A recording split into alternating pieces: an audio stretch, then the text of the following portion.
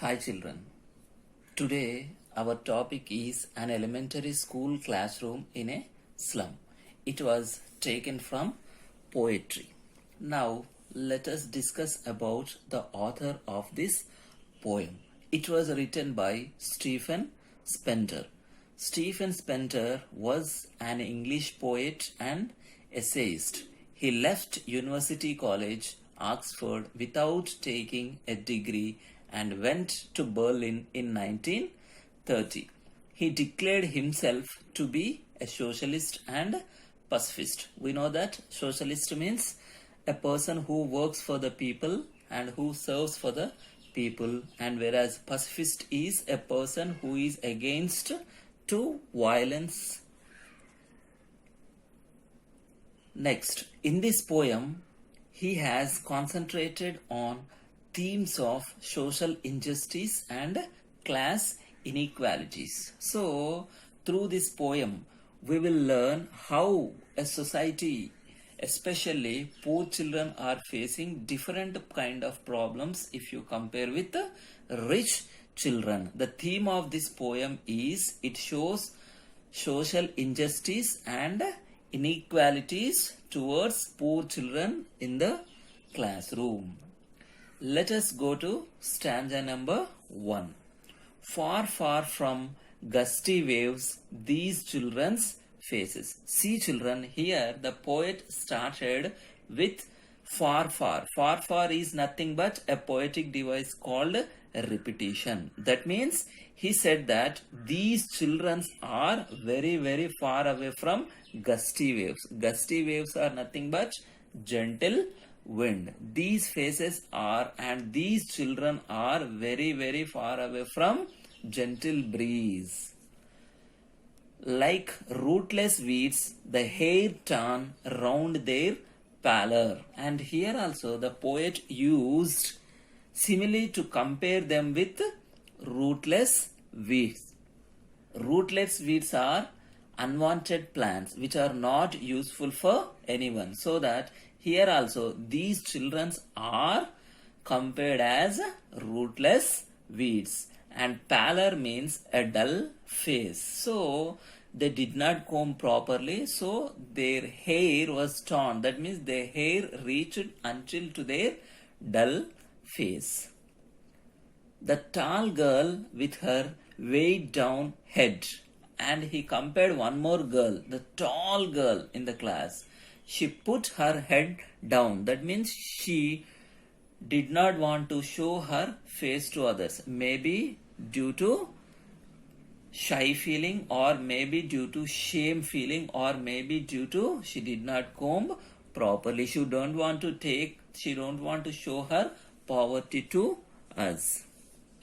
Next, the paper seeming boy with rat's eyes, and one more person looking like paper seeming boy. Paper seeming boy is nothing but a boy who is very, very, very thin due to lack of wood, and he has a rat's eyes. Rat's eyes means hunger eyes. That means maybe he did not eat properly.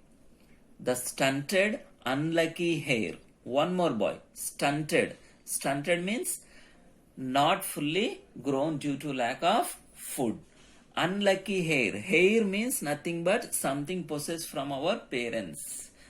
Here he was the stunted unlucky hair. Poet told that stunted unlucky hair. That means he possessed something.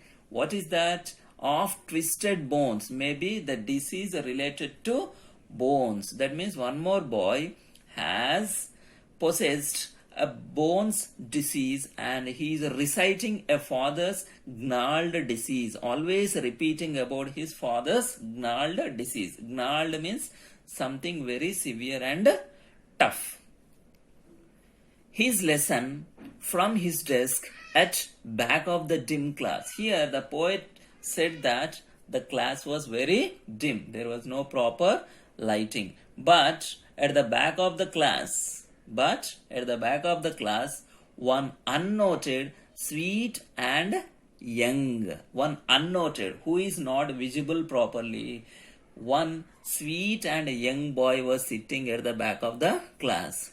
His eyes live in a dream. His eyes, that means it shows that he was very, very happy because of squirrel's game in tree room other than this. Because he was other than this. Other than this means he was not listening class. Just he was watching something outside of the window, that is squirrel's game in trees.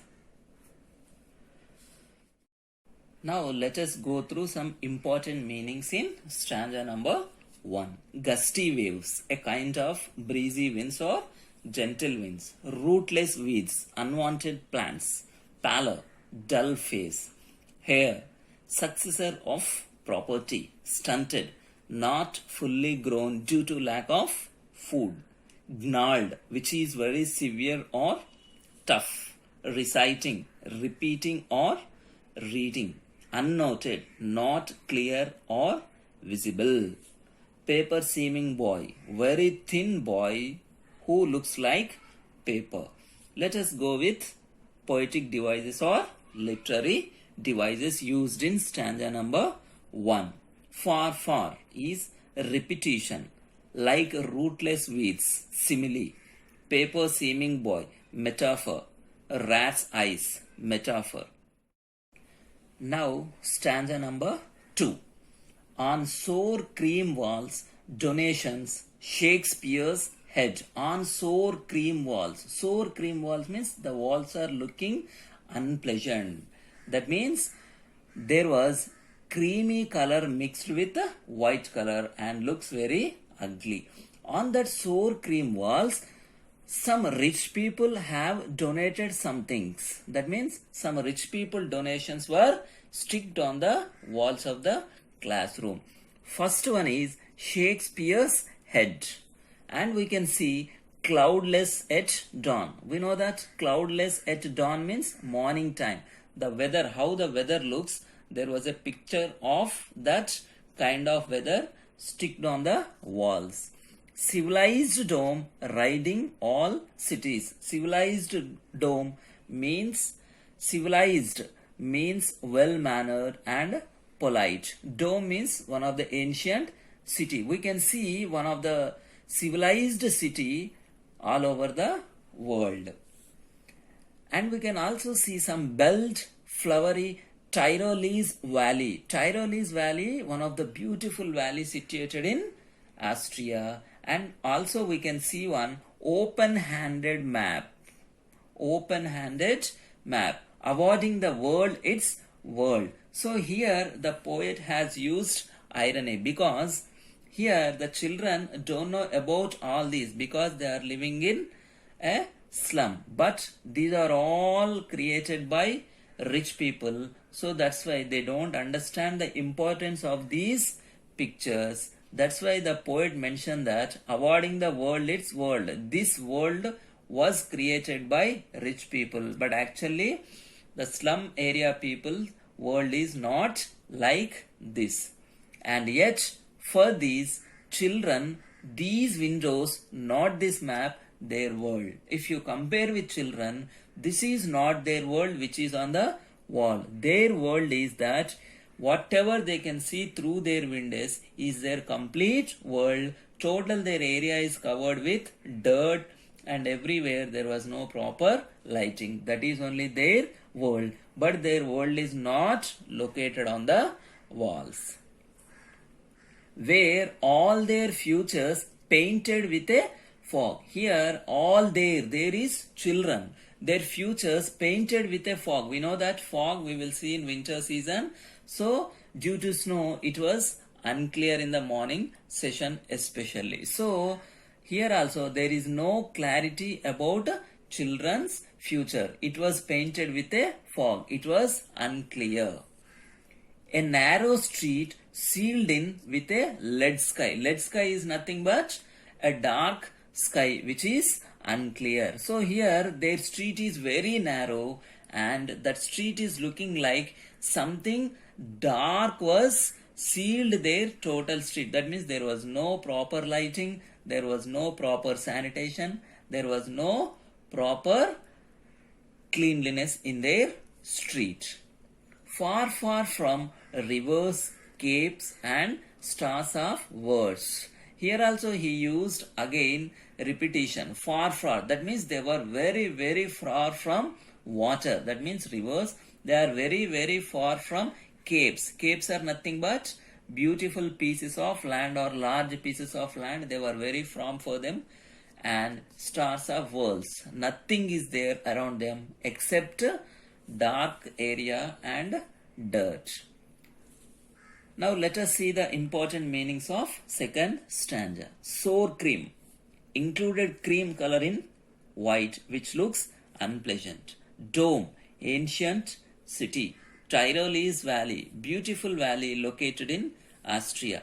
Civilized. Polite and well-mannered. Fog. Unclear due to snow. Lead sky. Cloudy or dark sky. Caves. Large pieces of land. Let us go to literary devices. Sour cream walls. Metaphor. Sealed with a lead sky. Metaphor. Shakespeare's head. Tyrolese Valley. These two are considered as allusion.